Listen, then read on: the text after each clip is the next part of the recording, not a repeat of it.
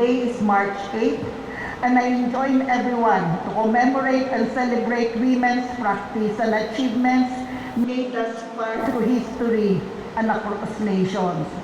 We fully support the continued efforts of ASEAN in working towards gender equality and the elimination of violence, abuse, and discrimination against women.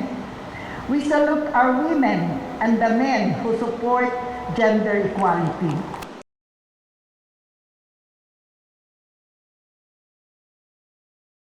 The first document highlights the role of the civil service as catalyst for achieving ASEAN Vision 2025 and building ASEAN community, presenting an opportunity for strengthening the collaboration and cooperation among sectors and advancing regional integration. On the second document, for the last 10 years, the government of the Philippines has been actively supporting the drafting and eventual approval of an ASEAN instrument that promotes and protects the rights of migrant workers and which adheres to the respect for and promotion and protection of human rights and fundamental freedoms.